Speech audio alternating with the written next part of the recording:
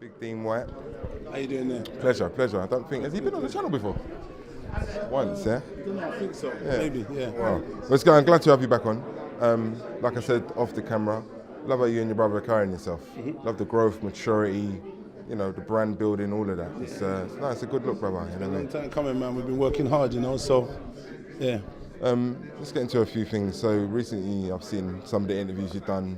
The one that caught me though was when you said that Jarrell was being paid more than what Dillian was offered, right? It's a fact. Right, so is the cat out of the bag now? Because Eddie's always been the type of promoter that says if we're looking after two fighters together, i.e.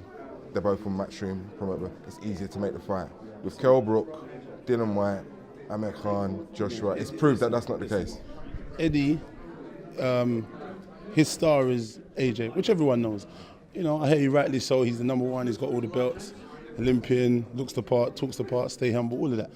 So we get it. But you have, in Dillian, he's right up there. You got in your stable, the number two out of four, out of Wilder and Fury. And, you've got a quartet of fighters, and you've got the number two. You're meant to treat him equally as good, or maybe not the same, or just under. But I mean, you're not showing the same level of loyalty, and you're not pushing out the boat to get the fights, what he asks for, and stuff like that. So it's kind of a weird one, because in this one they were saying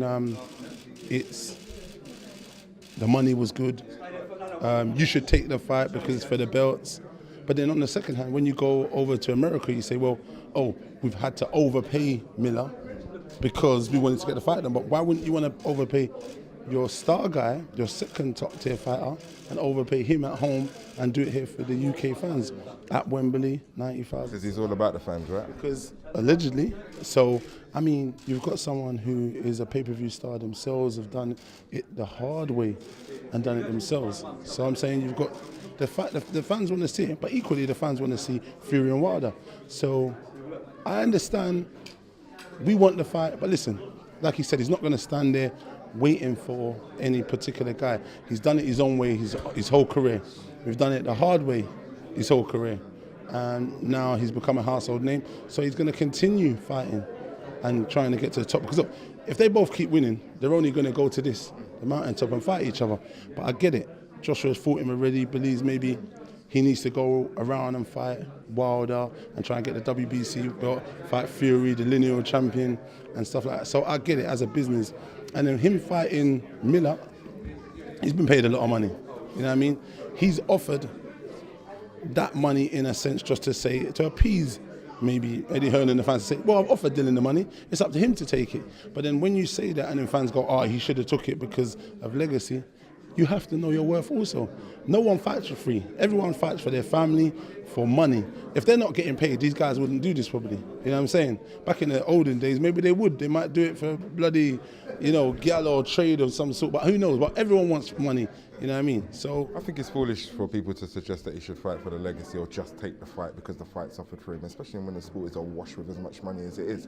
That doesn't make any sense whatsoever. It doesn't make any sense when you go to America and then offer a lesser opponent who is not known that well in America, doesn't sell out arenas, never fought on his own pay-per-view event. It makes no sense. If you do the actual maths of it, what they've done, and then you've offered him more money. Maybe they've got the money from DAZN, I heard, but then the same money they got from DAZN, Matchroom could have offered this or Joshua, and then they could have got the rest from maybe DAZN, or they could have sold it to someone else. Said, you know what, come in and put this XY on top to make it a handsome sum. But they didn't, and they don't appreciate what they've got. And sometimes with people, when they don't appreciate it, they only know until it's gone. So it's interesting when your brother put it on Eddie and asked him, am I the DAZN fighter? Eddie said no.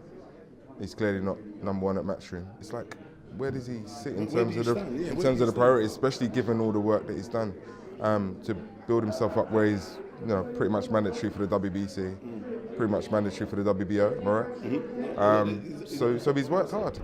Listen, these guys, we're going to see the true testament to Eddie again shortly, because when this purse bid is going to be made, we're going to see if Eddie goes in his pocket. March the 16th, right? Yeah, if he goes in his pocket and pulls it out of the bag and make sure. See how much he backs his fighter, right? Exactly.